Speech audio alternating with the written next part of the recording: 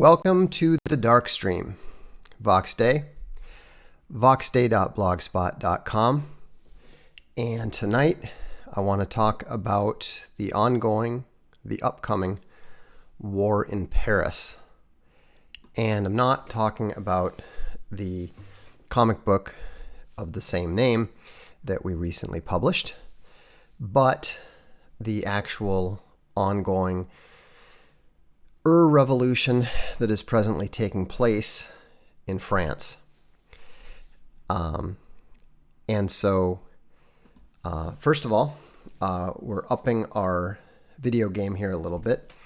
I finally got my new camera working, and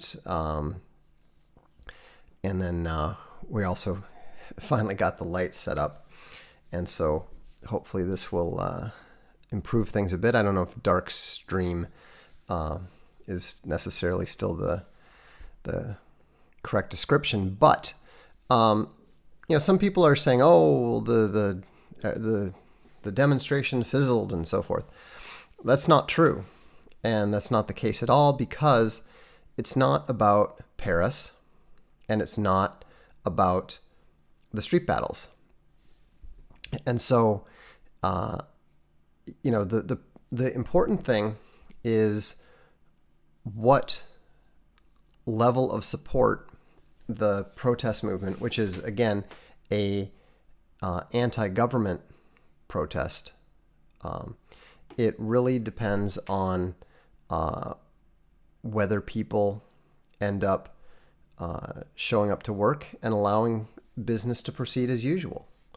It's not about who can smash the most stuff in Paris. That's irrelevant. And so if you look at the situation and the way it is starting to spread from France and into Belgium, into the Netherlands, we're already starting to see even the Swedes start to find some backbone. And this is all part of the process that I predicted several years ago when I said it was going to take 2 election cycles before the nationalists actually start coming to power. And we're still in the middle of the first one. What we've already seen is the nationalists come to power in Italy. We're already seeing the nationalists increasing in power. Remember, Macron was a stopgap measure. The mainstream parties had lost. The socialists were done, and they brought in this unknown figure, this creature of the bankers, and the French people know this very well. A lot of people don't realize that his nickname is President Rothschild. And so when they look at what's happening, the Europeans understand this very, very well. And so when you look at the way that the whole situation is developing, this is all on trend with the failure of the neoliberal world order, the increasing desperation of the globos to try to hold it all together. And it's failing. I mean, Macron has failed amazingly quickly. He was elected in what in French terms is normally considered to be a landslide. And he's already managed to achieve the lowest approval ratings of any French president in the history of the Fifth Republic. And so, the police are getting more brutal. There's the guy who lost his hand. A woman apparently might have lost an eye. It's all becoming very clear to people. They're not able to sit there and just deny what's happening any longer. And so,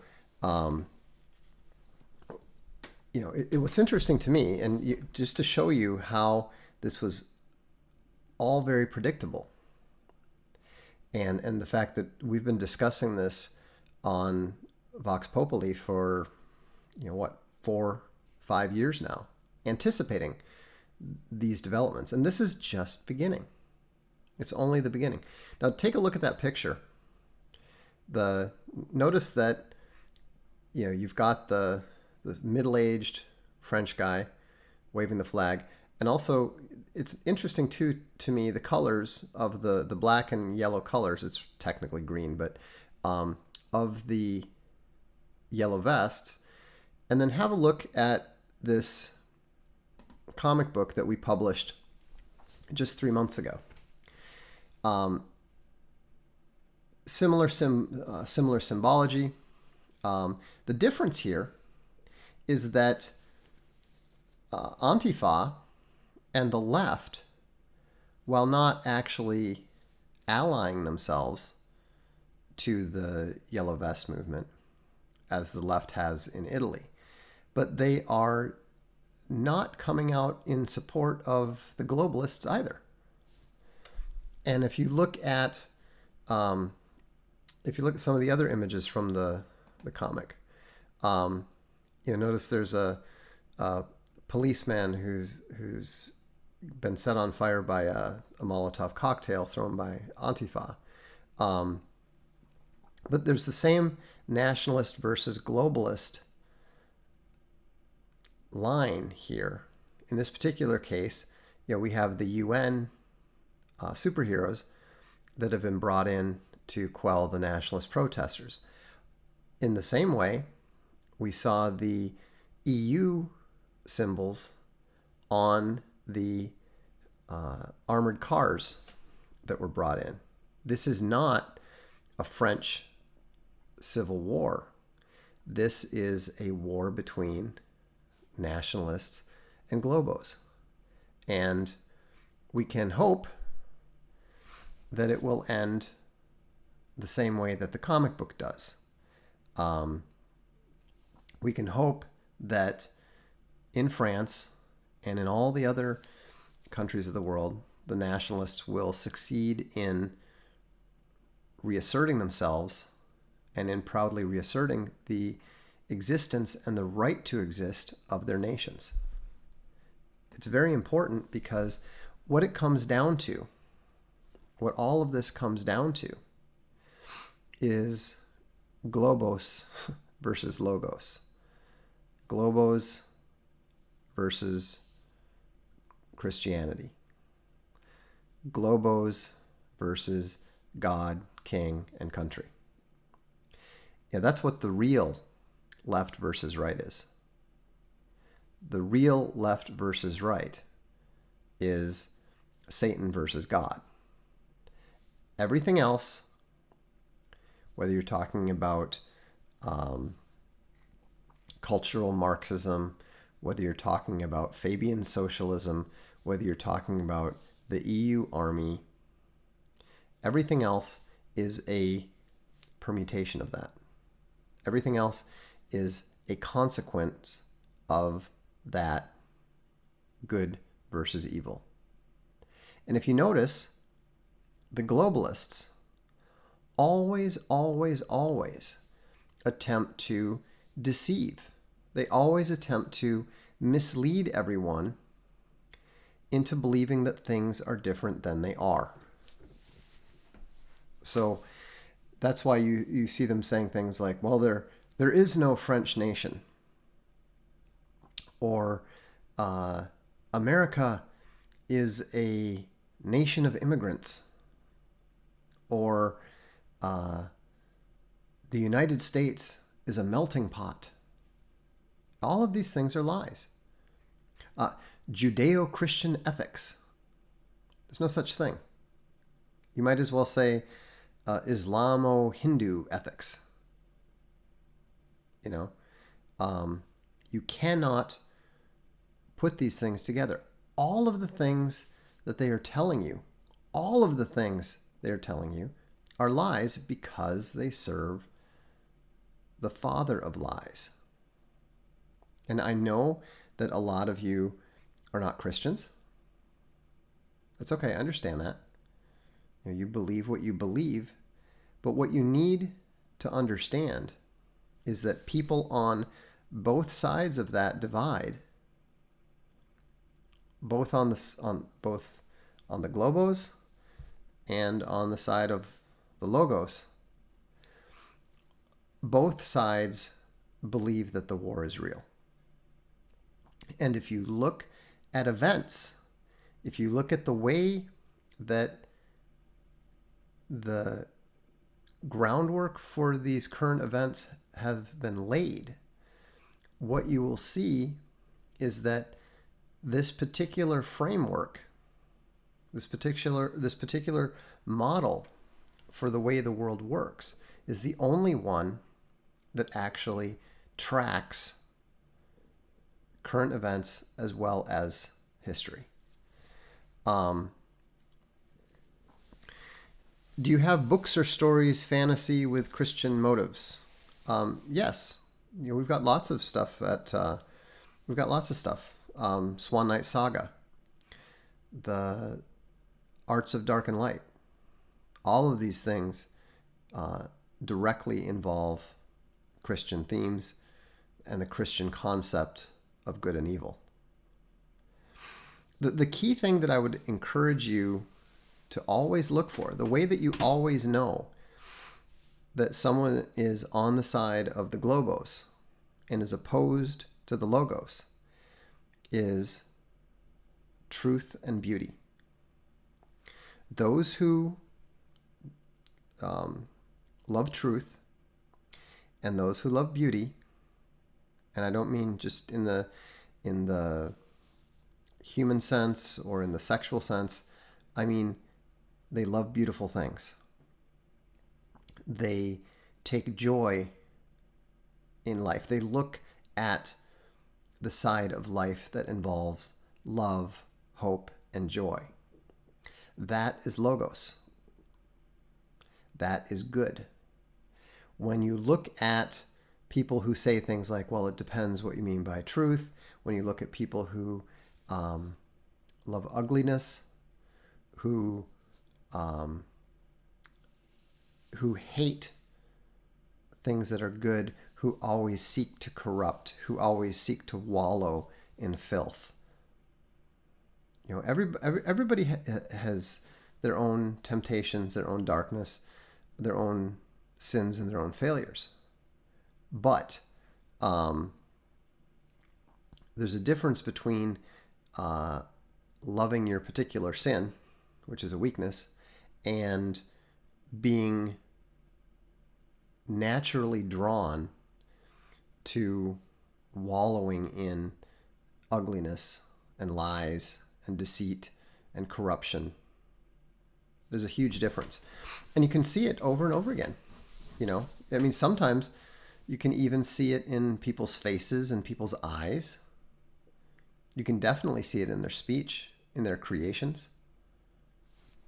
And so, it's not an accident that someone like George Martin, can't stand things that are beautiful. He can't stand people that are good. Every virtue has to be subverted. Every hero has to be shown to, have weaknesses of character. That's because the globos seeks to eliminate the logos. I tend to agree with Nojelvi. There's two sorts of people: those who like Bach and Satanists. That pretty much sums it up right there. That may sound crazy, that may sound like an overstatement, but it's true. And the thing is, it's not necessarily always about the way you look. You know, some people just have asymmetric features and are just not very attractive. I'm certainly a lot less good looking than I was 30 years ago. You know, age gets us all in the end. But even the most physically ugly individual can sometimes be a very attractive persona simply because of the goodness and the light and the truth that comes out of them that you can detect. You know, and in the same way, you know, obviously we all know about the good-looking monsters and so forth. But you know, it's attractionally challenged. Exactly. Haydn was spectacular as well. I'm a big fan of Handel myself. You know, I only listen to the Messiah at this time of year. I don't know if you are into classical music, but whether you're into classical music or not, I would encourage you to listen to the entire Messiah at some point this Christmas season. It will put you in the right frame of mind. You know, the beauty of it will serve as a medicine for your soul. And so I'm a big fan of Dvorak too. Dvorak was actually my first favorite composer. This is a new camera. It's actually the camera that I use for the Vox Versities, but I picked up a little box that lets me use it as the webcam for the Darkstreams. And then I have this light. I've had this light for a while, but I actually decided to, since we're up in the camera game, I thought we'd go ahead and up the lighting game as well. So, let's see. Someone says The Messiah. It is a masterpiece by George Frederick Handel. If I have the name, it might be George Friedrich, but by Handel. Handel's Messiah. Get it, download it, listen to it on YouTube, whatever. But it is one of the great musical works of man. As a strong nationalist, do you ever regret not marrying or choosing to live with other Native Americans? No, not in the slightest.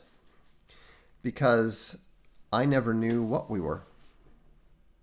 We knew we were something, but we were, my grandparents' generation was extremely evasive, and my mother absolutely refused to answer any questions on the subject.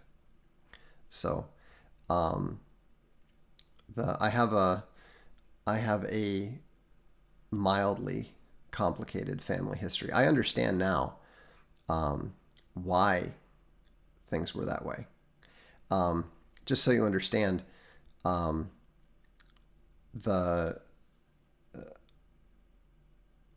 it wasn't just people say, "Well, how can you not know? How can you not know what you are?"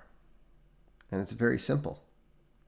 Sometimes you're not always related to the people that you're told you're related to. And so, not because of any unfaithfulness or anything like that, but you have to remember that back in the 40s, there was a war. And it was very disruptive of a lot of people's lives. So, anyhow, yeah, we know what we know, we learned all about this stuff and now we know everything. But, for 30 years, we had no idea. The thing that was awesome was that my grandfather, he used to tell each of us a different story. So my brother would be like, did you know did you know that we're actually Black Irish? And I think he told one of my other brothers that we were like Peruvian gauchos or something like that. So it was pretty amusing. This is the chair of that very grandfather to whom I refer. So, and for whom I'm named. Anyhow, let's see here. Can you please explain the relationship between Judaism and Christianity? Well, it's very simple. Christianity is the older religion.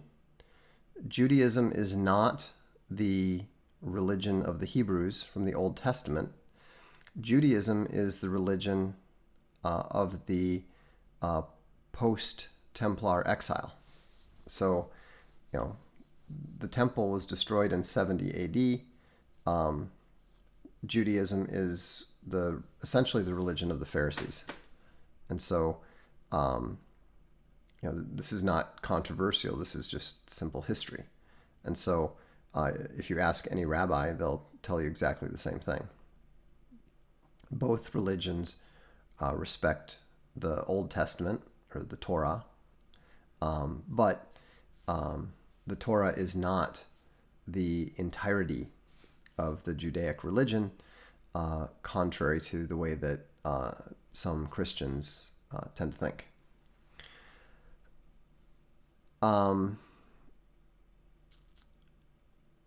Have you ever talked about what specific tribe you're from? My dad is part Native American, and you look and act exactly like him. I never talk about anything related to my family or anything like that, because all that would do is cause problems for people. Anytime anyone in the public eye is going to be harassed from time to time, or have people that will, stalk them and whatever. But I get that, back as far as 2001, I got over 100 death threats in response to a single column that I wrote. So I learned very early on not to talk about people that I'm close to, not to talk about my family, not to talk about my friends, and I don't. So, yes, I know, I know all about my heritage now and all that sort of thing, but I don't talk about it. Let's see. Don't dox the vox. Anyhow, a couple people have said, isn't the Talmud also part of Judaism? Talmud is essentially the rules of Judaism.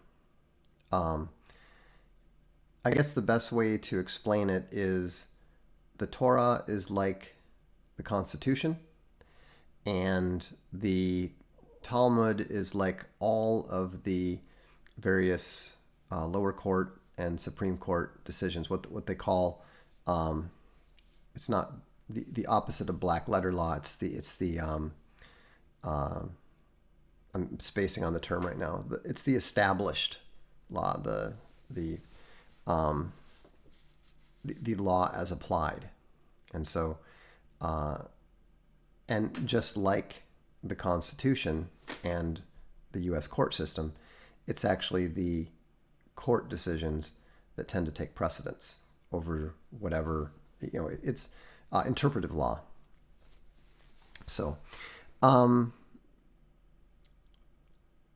let's see. Case law, exactly. So, the Torah is the Constitution, or the written law, and the Talmud would be the case law. So, I am not familiar with Gad Saad. I have no thoughts.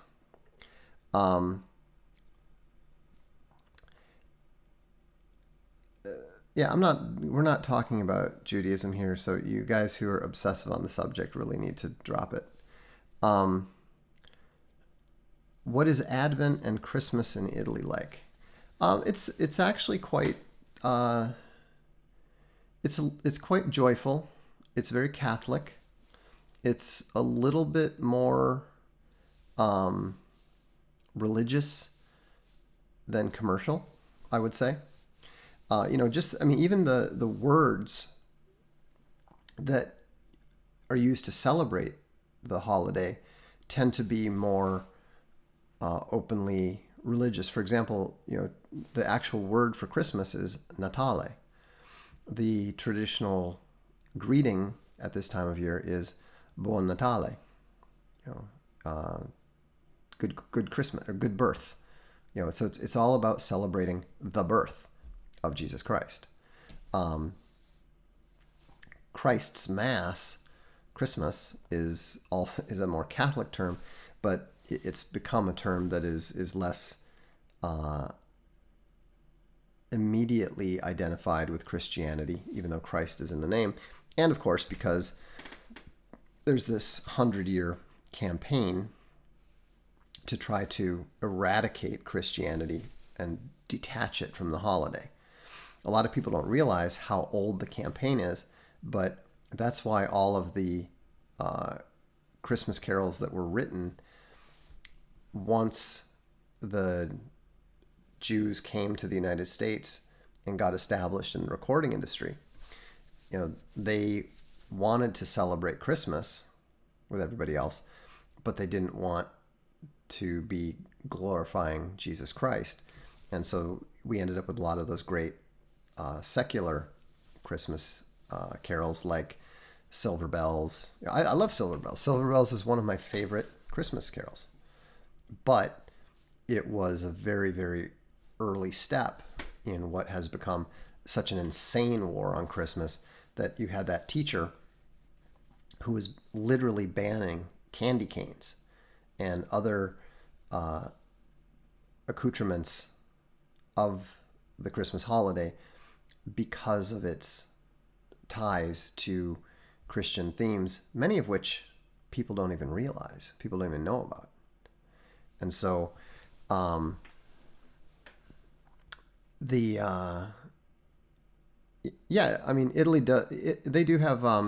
Italy has Babbo Natale, and Babbo Natale is Santa Claus. The same red outfit, white beard, all that. They don't tend to go in for the whole Santa at the mall thing, and they don't tend to have the huge lights all over everything. What they do have is a tradition of nativity scenes, and so, for example, the local comunale will send everybody a piece of paper that has the addresses of all the notable nativity scenes in the town. And so you can walk around the town in the evening, and then like in different stores and different houses and stuff, you'll see that they'll have like a little lighted nativity scene. Some of them are very small. Some of them are larger, but none of them are what we would consider impressive by a U.S. lighting display. So I just purchased War and Peace. Your thoughts? I've read it twice. One of the greatest books ever written. And I would encourage you to pay especially close attention to the section where Tolstoy addresses the Battle of Borodino.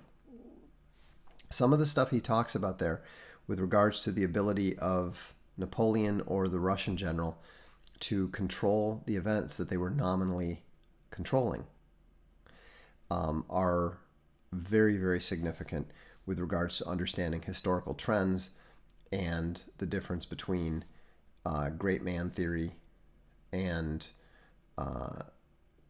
conspiracy theory, historical trend theory, that sort of thing. But take your time. It's a long book. Don't try to devour it all at once. Take your time and enjoy it, and stick with it past the slow parts. It's Definitely worth reading, both for the ideas as well as for the character sketches. The plot is what it is. It's nothing particularly special, but Tolstoy's insight into the human condition is unusually good. I'm not a huge Russian literature fan. I like some Dostoevsky, although I don't.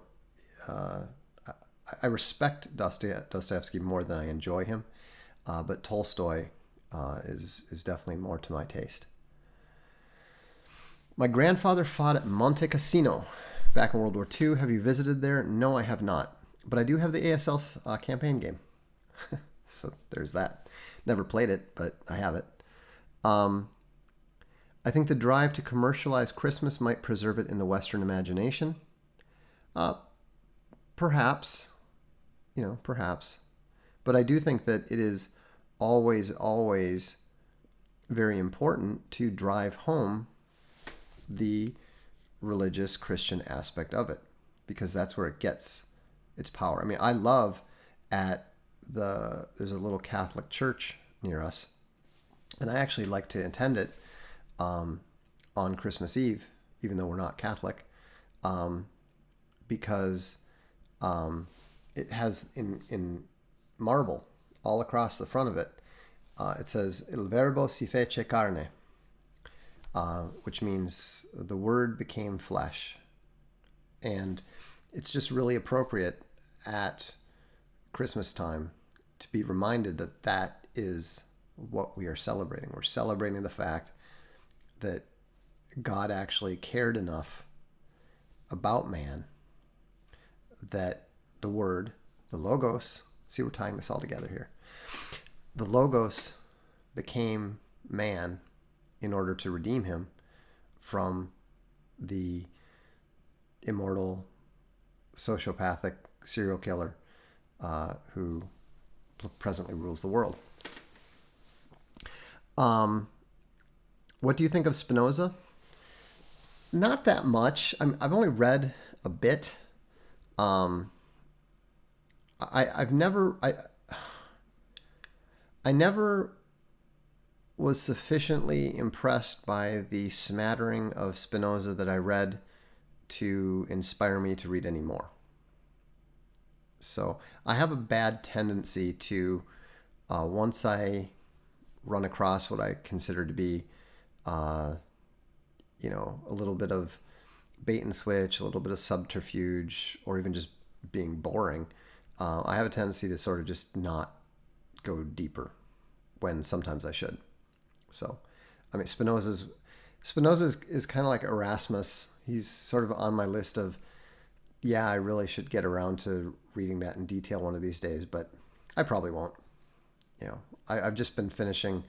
I'm nearly finished with the complete works of F. Scott Fitzgerald, and that's actually been very worthwhile reading. In fact, I think that Fitzgerald has a very, very strong case for being considered the greatest American writer, despite the fact that he wasn't as he never lived up to fully to the promise of his first novel, despite the great popularity of The Great Gatsby and so forth. Let's see. Is Marshall McLuhan worth reading, or should I stick to Umberto Eco? I would stick to Eco. I think McLuhan is insightful, but you can go too deep into that. His disciple Reed Schuchart is I just know wherever he is in the United States, like he just got this shiver of horror went down his spine. Somebody speaking badly about McLuhan. No, but I think that you can take that whole obsession with symbols and influencing people's minds way too far. And I think that when you do that, that's where you end up like Jordan Peterson, getting obsessed with your cousin. So don't do that.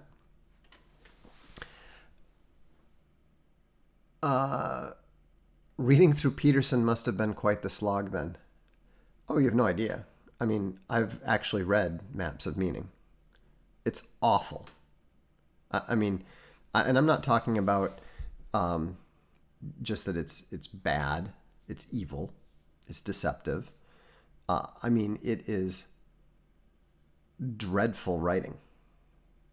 You know, it reminded me a little bit of the unpleasantness of James Joyce, only without the verbal facility. You know, James Joyce's stream of consciousness, Maps of Meaning is essentially stream of citation, stream of incoherent citation. What happened to all that posthumous work that was coming out? I have no idea who you're talking about. Fitzgerald, I assume? I don't know. Adam is correct. Asking the same questions over and over again means the question is not worth the time. Yeah, I mean, sometimes I miss it, but if you keep repeating it, especially over different streams, I'll just continue to ignore it. Yes, we all know that media is the message is McLuhan's key insight. But, you know, once you have that, you know, it's not really necessary to go too much deeper into understanding the significance of it. Progressive Christians make me ill. They should.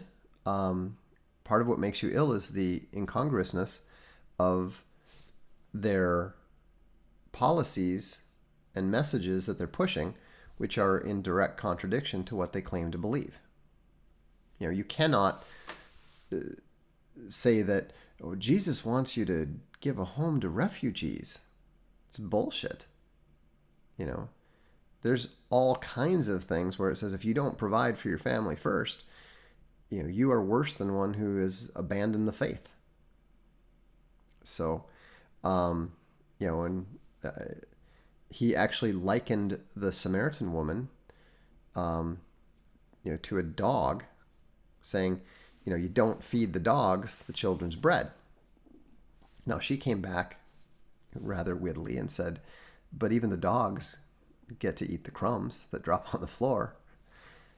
And which tells you that Jesus knows all about dogs. But, you know, I mean, that's so totally in opposition to the fake churchian globo message that's out there. You know. Thoughts on the Gamma charlatan Peterson collaborating with the Acton School of Business with the Peterson Fellowship? Oh, I mean, this guy wants influence. You know, this guy is evil. And, you know, he is constantly looking for ways to increase his influence over people. And that's just part of that. Ash Holiday says, I still like Peterson for his take on Christianity and explanations from a person who's been an atheist. But I saw through his BS once he started. Yeah, but see, you can't like what he says about Christianity because he's trying to mislead you. He's trying to talk about it as if it's metaphor. He's trying to take reality and turn it into a map. Christianity is not a map of anything. Christianity is the territory. You know, you can even say it is a deeper reality than the merely material one that we encounter every day.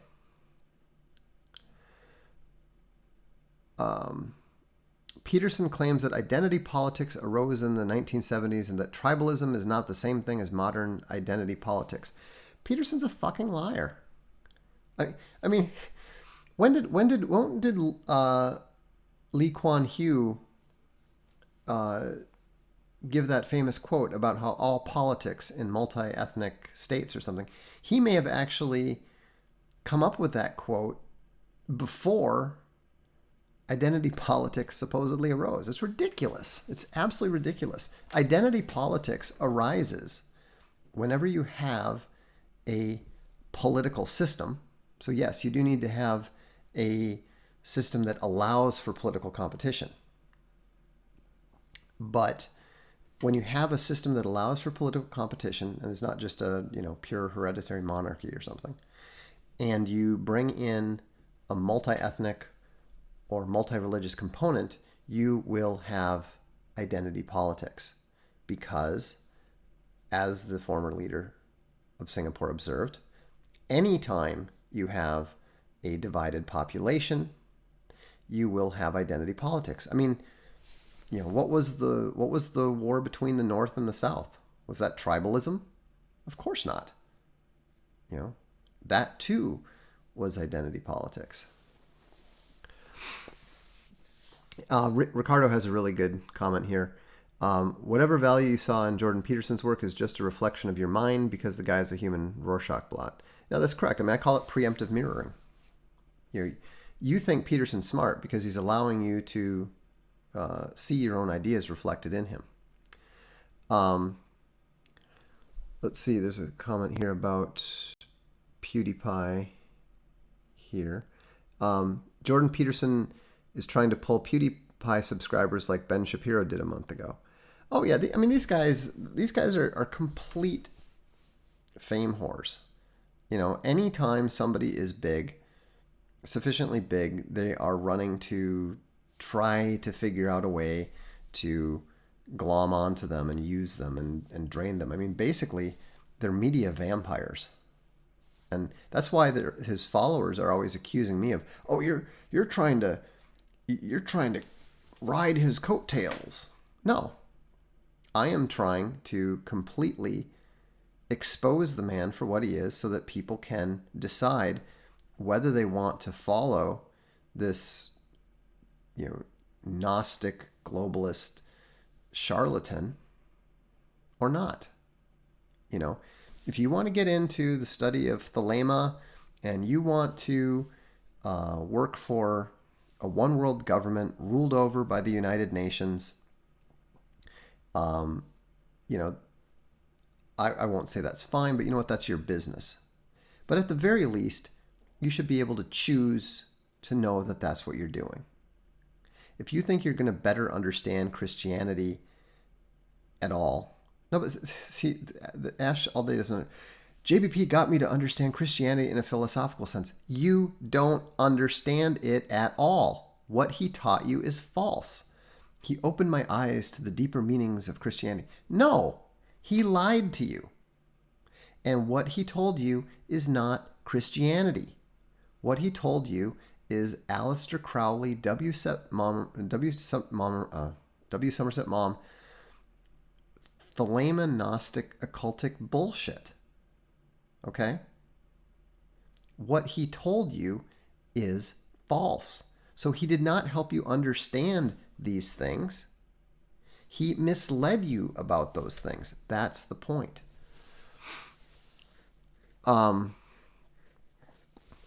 Milo says Shapiro charges 5 figures for his college speeches. Well, if he can get it, more power to him. I mean, I don't know why anyone pays attention to the little guy. I mean, he says nothing insightful. He says nothing original. Let's see. JP brought up Milo's Patreon ban on Twitter. Seemed to say, yeah, of course. Peterson's doing what he always does. He's trying to deflect. He's concerned about Milo, and he wants to win over Milo's supporters. So he's trying, he's doing whatever he can to enhance his survivability.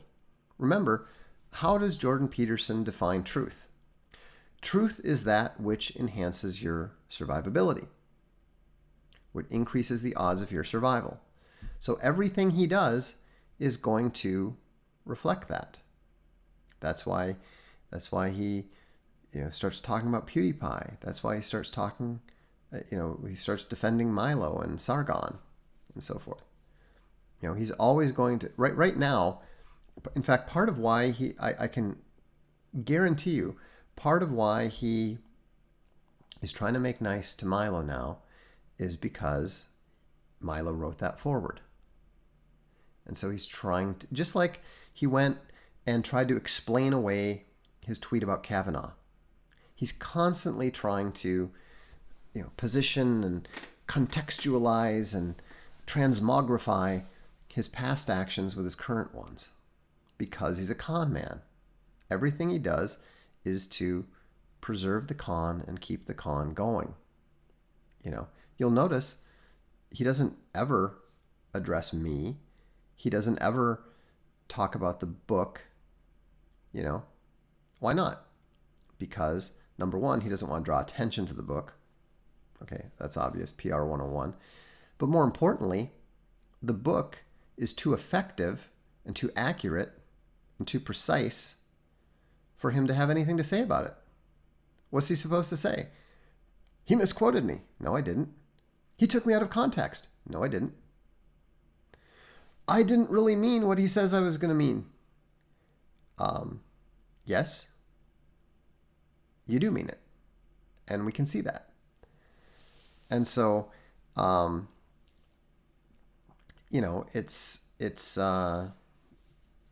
also, he's not going to try to make nice with me because he knows that I am not at all flexible, because I know what he is. What fellowship can truth have with falsehood? What fellowship can the light have with the dark? And so that's something that you need to keep in mind, is that just as the light can see the dark can see the light. Now, I am very, very far from perfect, but I am truthful, and I am, genuinely devoted to my Christian faith. You can say any number of bad things about me. You can find any number of moral failings and evil actions throughout the course of my life. But nevertheless, those two things are true. And somebody who is as steeped in falsehood and the occult as Jordan Peterson can see that, and he knows that. Just like I can see through the whole soft-spoken, hesitant, gentle, deeply caring persona to the snake underneath. And I can tell you one thing, snakes hate it. They hate it and they fear it when you see through their disguises. That's why remember, Ben Shapiro and I know each other. Not, up close and personal, but, we used to exchange email every now and then when we both wrote for WorldNet Daily. You don't think it's strange that he absolutely will not respond to anything I say about him? He will not respond, even when he throws out a debate challenge and I say, sure, fine, let's do it, Ben. He promptly runs away. Why? Because he knows I see him. He knows I know what he is. Others may be fooled, but I'm not.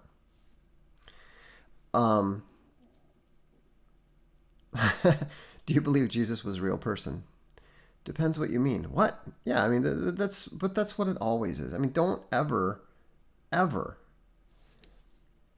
confuse that kind of behavior with, just intellectual integrity and just being uncertain and all that kind of stuff.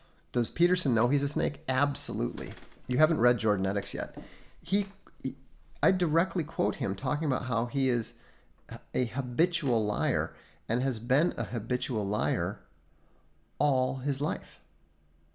He is a deeply dishonest person. He is like at Hillary Clinton levels of dishonest. The idea that he is seen as this truthful philosopher is risible. It is absurd. It would, It's absurd to the level of claiming that, I don't know, Benjamin Netanyahu is secretly a member of the historical Nazi party, or that David Ben Gurion was. I mean, it's so fundamentally wrong. And Peterson even admits it. And no one pays any attention to this. Oh, but he cares so much and he's done so much. It's like, no. This is I mean, he even says at one point, I know I'm bad, but I try, and that's fucking something. No, it's not. You haven't repented. You haven't changed.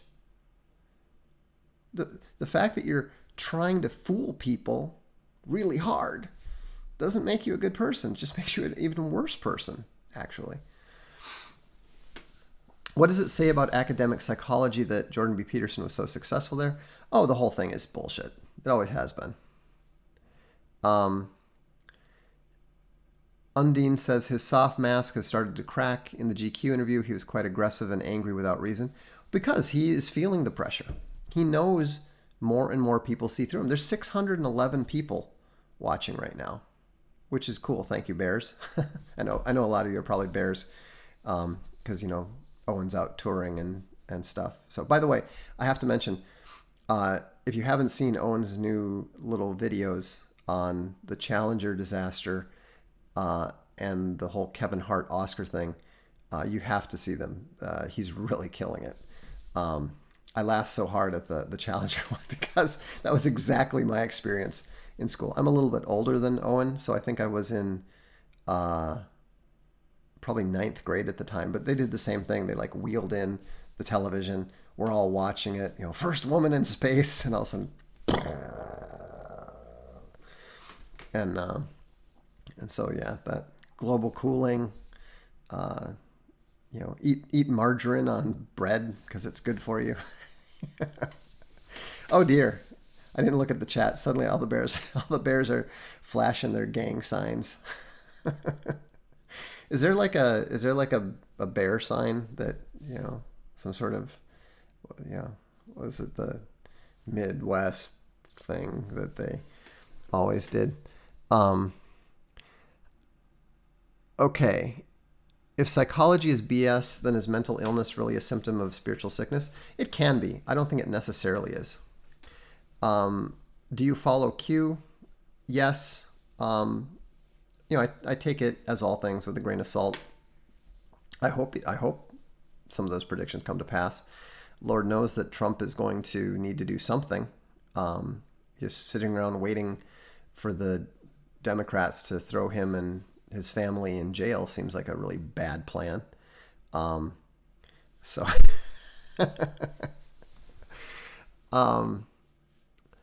in fact, actually, speaking of Q, we have a comic that's coming out. You can back the campaign. In fact, right now, we revived it for 20 some more days. It's already funded, so it's going to be coming out. But if you want to back it, go to arkhavencomics.com and you'll see the thing for Alt Hero Q. Chuck Dixon's writing the story. Helix Hayes is doing the art. It's phenomenal. It's gonna make James Bond look tame. It's really good. So, how did you buy into the idea of the resurrection? We don't have time to get into that, but I would say go to my blog and look up the problem of evil. I regard the problem of evil as really being the question of evil, to which Christianity is the answer. Do you take super chats? No. My channel is not monetized. I don't know. I don't know how much longer YouTube will tolerate me. That's why all of these. This is also simultaneously streamed on stream.me. Unfortunately, I only see the questions from the YouTube part, but yeah, we're set up multi-stream, and we're also on BitChute. So I'm less concerned about monetizing the channel per se. If you've got a question, just throw it up there. I pretty much just answer as many as I can as I happen to spot them. So, and also you can always email me, voxday@gmail.com. Didn't the Shroud of Turin get a reevaluation as possibly real? It seems like about every 10 years they change their minds. So like, this decade it's possibly real. This decade it's definitely a fake. I don't even pay attention to that. We did go once to see it when we were in Torino and it was closed. So let's see. Brett Weinstein's "Don't Take the Bait" tweet about Stefan Molyneux is ridiculous. Brett Weinstein's ridiculous. Why does anyone pay any attention to either of the Weinstein brothers whatsoever? These guys are not smart. They're not insightful. I mean, they're like, they're not even good gatekeepers. They're like wannabe.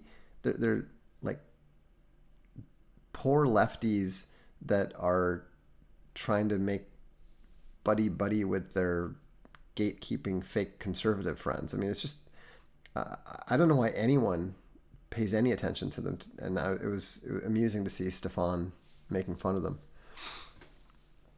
What do you think about Bohemian Grove? I think it's just probably one of the many Globo rituals and ceremonies and whatnot.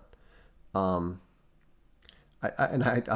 think my favorite thing about Bohemian Grove is not Alex Jones related, but apparently Richard Nixon went and he said something about it being like the gayest thing he'd ever seen or heard of. So that was funny. How do you approach people who may be on the path to Christianity but can't wrap their head around Christ being real? Well, like I said, I point to the problem of evil, and then I say, what do you have that will stand against it?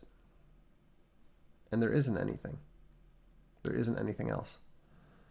So, anyhow, well, that is all I've got for tonight. I'm glad that the new camera and the new light worked, and I thanks for tuning in. I think this is a record number of viewers, just about. If it isn't, it's close. So have a good evening. We'll look forward to seeing you at the next Darkstream.